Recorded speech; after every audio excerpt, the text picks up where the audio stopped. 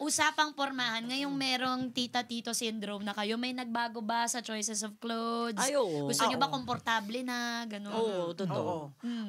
Actually, ngayon, hirap ako kasi, dahil nga, menopausal na ako di ba? So, lumalaki ka talaga So, hinahanap mo yung komportable ka talaga na damit. Gusto yung, naiinggit, mainggit factor. Ayan, maganda pa yung katawan mo. Ate, wag mo ko warningan. Pero huwag ka mag-alala. Charot! Sabi ko na nga ba darating ang araw. Wala naman sa lahi mo yun kung wala sa bones nyo. Meron kami mga girls sa amin, medyo, ate, magja-jogging muna ako, bye guys. Tigit lang, Madam Che. Tapusin natin ito. Pwede after. Choices po, ng pwede. damit. Siyempre, you want to be comfortable. Sapatos. Heels. Bakit po? Kumbaga hindi na po kayo mag-heels? May Hindi halo naman sa factor. hindi kaya, pero kasi parang, again, May nandun takot? yung factor na, is it worth it na mag-heels? Oo, lalo na kung kinabukasan meron kang rayuma. Ay, sa kanya yun. Nag-cramps. Hindi, kasi, hindi. Totoo, real talk Grabe to, kayong di ba? Hindi ka nagka-cramps? Hindi ka nagle-leg cramps? Hindi, pero, naka-heels ka ba ngayon? Oh. Tsaka very careful na ako noon kahit gawa yung ilong ko, kahit naka-high school, wala akong pakialam.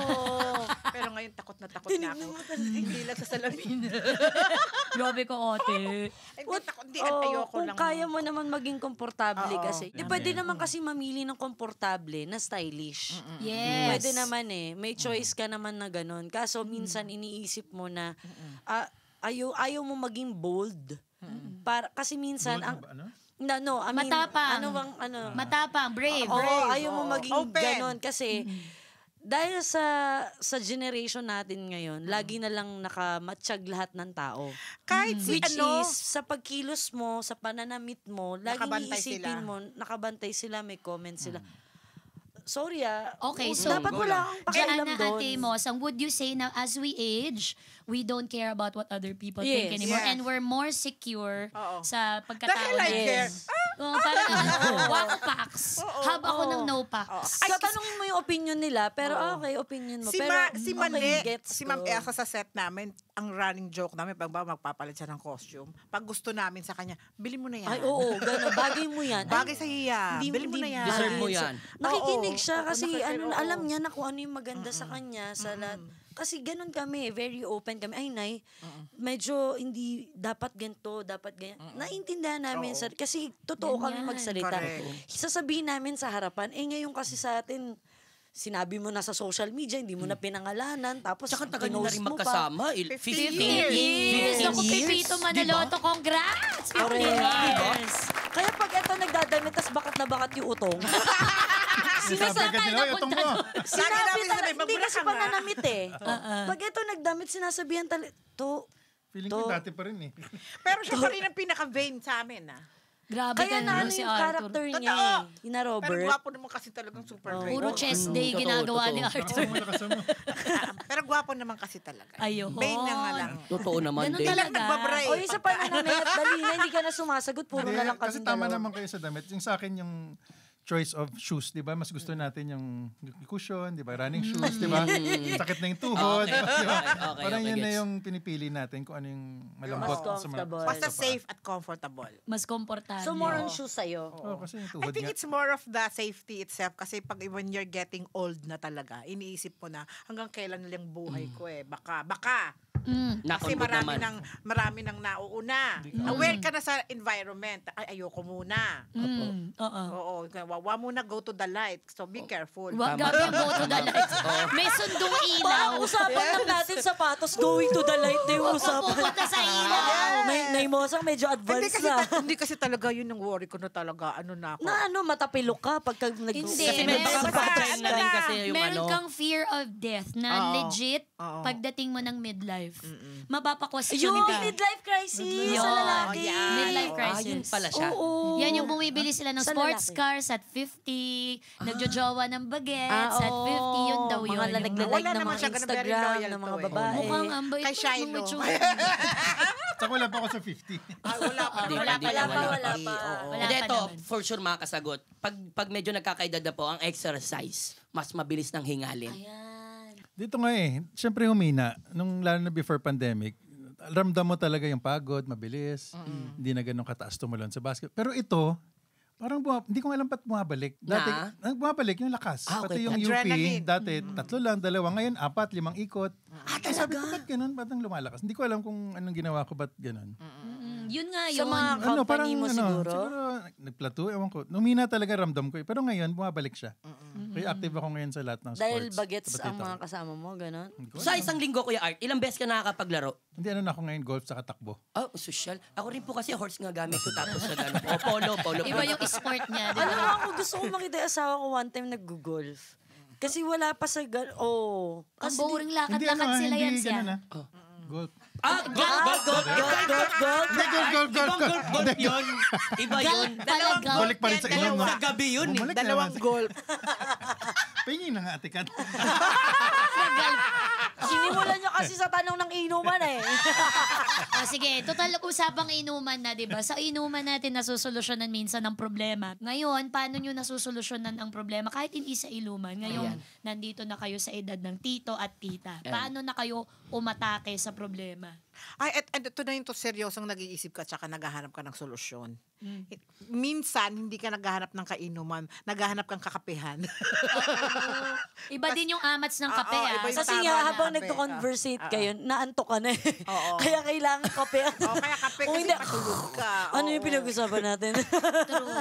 Pero ganun ate, solusyon agad. Seryoso Oo, agad. oo. Saka hindi, ako paano ba, pag may problema, basta kailangan isang araw lang to. True. Hindi tatambayan, Hindi dadaanan lang. tatambayan. Kailangan matapos ko na siya kaagad. Pag walang solusyon, go girl. Tuloy mo na Deadma. lang, bahala ka na, deadma. Yung ganun. Pero kung pwede pang pag-usapan, go. Ganun Kumbaga lang. parang Oo. sinimplihan mo na. Oo, di ba kasi katulad nung kabataan natin, di ba? Ang haba ng proseso ng pagbibigay ng solusyon ng problema. Iyakan mo muna. Una magdarama-darama ka muna ng Magpo-posting senti-senti ka pa. mag-isa. 'Di ba? Nung araw nung wala pa yung mga posting na yan mag-isa. Tapos proseso yan eh. Pupunta ka sa friend. Iinom. Tapos isang linggo iinom, isang buwan iinom, yung gano'n. Hanggang sa malampasan mo yung Oo, problema. o kaya namatay ka na, hindi mo na-solve. Grabe naman yung, nabuhay na yung Kasi lumipas. tinarya mo yung sarili mo, hindi mo inayos talaga. Ngayon hindi. O, ito yung problema, ito gagawin natin. Okay, go. Ganun So, na. habang nagkakaedad, precious ang oras, Oo. sinisimplihan ko na lang ang pag-atake sa problema. Hindi ko Huwag na mo siyang gawing kinokomplika. komplikado. Kasi complicated na siya itself. Ay, iba nga, nagvi-video pa nga umiiyak eh. Oo. Di ba? Nagla-live. Diba? Hindi, ngayon, Nagla-live, sobrang tas ibang-ibang umiiyak, tas may mundo. luluha, tas ipopost. Hindi ko alam kung bakit ang kailangan nyo ba ng maraming audience para masabing malungkot ang buhay nyo or naiiyak ka. Kailangan ba yun? Hindi. O, di ba hindi naman? Yes. Nakakatulong ba sila? Hindi, makakadagdag ng stress mo dahil iba-ibang comments yung mababasa mo. Mababash ka pa, Mababash ma-depress ka pa, nasira ulo ka, yung ganon, or ano ka, attention seeker ka, yung ganon. Di ba? Hindi. Ngayon, hindi. Pag nagkaedad ka na, hindi ko na ikwento, okay na yan. Ako, I can't blame the kids how they handle their problems. Kasi they have nowhere to go. Wala silang source of info, wala din silang source of strength. Kasi we didn't equip them to handle life like our parents did. Halimbawa, dati nagagalit ako sa mama ko pag pinapalo ako. Pagka pinapauwi ako na maaga, pinapatulog ng hapon, Yes. pinapagawa ng homework, bawal maglaro. Oh. In short, yung mga pangaral na madiing ilaraming taon, dati na hindi mo maintindihan, ngayong magulang ka na rin, gets mo na. So ngayon, hindi natin pinalaki yung mga bata natin like our parents raised us kasi natakot tayo. Sumobra naman. Sobrang kada. Di mo mapalo Huwag kasi. kang lalabas na wala ng skills to cope with life. So I can't blame them, but hindi din lahat ng families ganun. Some families parang they try to be more progressive when raising their children. Like me, in the case of my 24-year-old, hindi yun nasanay sa pera. Like, hanggang ngayon tinatanong siya ng mga barkada niya, Kay, bakit lagi kang 100 lang pera mo, artista mama mo? Kasi hindi ko siya pinalaking sanay sa pera. Pag may reklamo, kung ano lang meron, yun lang ang pagtitisan sa pagpapalaki din siguro. And tsaka yung kasino yung kasama niya. Kung sino laging kahalubilo. Tsaka kung paano mo ito ang basic talaga family eh. Kung Yes. paano Foundation, magbubukas yung foundation yung mga magulang sa kanilang mga anak para maiwasan yung mga ganyan. Si Buboy bata pa ang mga anak. Ang eldest mo si 7. 7 tapos Mag-i-8 na ngayon. 5, 5-year-old, tapos ngayon, 8 months. Formative years. So, Tsaka yung ito diversion mga kasi taon. nila ngayon, computer, laro, yung gano'n. iPad. Hindi katulad natin, gumagalaw Yes. yung buong katawan natin, nawawala yung toxic sa katawan, di ba? Ngayon, di ba, wala, naka-aircon pa. Alam mo kung anong tinuturo niyan? Pati yung mga likes, instant gratification. Kaya ang mga bata mabilis ma-disappoint. Oo. Kasi sa Facebook, bibilangin lang nila yung number ng puso, complete na sila bilang tao. Eh. Kunyari may 100 likes na sila doon, okay na ako. Eh paano pag isa lang yung like? Destroyed yung bata. Pinaghirapan niya yung reels. Correct, Diba? Ang correct, tagal niyang correct. inedit, tapos walang nag-like. Pero They kasi equate their nung self-worth time natin sa SOCMED. Talagang inaral tayo na stairs yung pagpiplease ng tao. Stairs din yung pag-achieve. Step by the step step talaga by yan. the Parang step. pag nasabi mo na parang, wow. Ayan. Eto na ako. Sumakses Wow. ka na. At saka parang pagdating mo doon, nakita mo si Jesus. Correct, Tapos sabi ni Jesus sa'yo, welcome to adulthood kasi wow. Oh, yeah. Parang pipito yan lagi. Parang pipito mo na loto. Parang pipito mo na loto, lagi kaming may wow. Yan. Wow. Kasi hindi natin alam na parang wow. Oh, yes. Diba? Andito Sa na akin ako. kasi may Success. sasabihin lang ako. Go po, Kuya Art. Nasaan topic na tayo? Hindi ko na nga alam. Ay, sana? Pag-raise ng mga Counseling bata. na tayo, counseling. Ikaw bilang tatay, di ba? Oo, tatay. Ano yung Ilan taon na ba mga anak mo? 6. 6 din, Isa pa lang, oh. hindi mga baka malaman nila. Sorry, may pa-reveal ako by accident. Sorry. Patay tayo dyan. Oh. Sorry. Ikaw, Andun sa kay ABS Shai. yung nanay. Hindi. Oo. pa lang. Oo. Gumagawa na sarili niyang issue. Lagot ka, hindi, sa sopa ka na naman matutulog mamaya. Paano yung 6? Paano yung Pag si magpapalaki Shai, ng oo. 6? Di, syempre yung sa akin kasi, syempre yung screen time, di talaga may iwasan. Pero as much as possible, wala talaga. Discipline. Yes. Kasi yung parang yung nila, yung attention, yung span, di ba, ang bilis dahil nga sa 3 ganun. seconds attention. Saka yung mga cartoons na mabibilis yung fast pace, pacing. effect ng bata eh. Yung utak nila hindi na tuloy mapako sa isang concept. Kailangan lagi may bagong stimulation. Correct.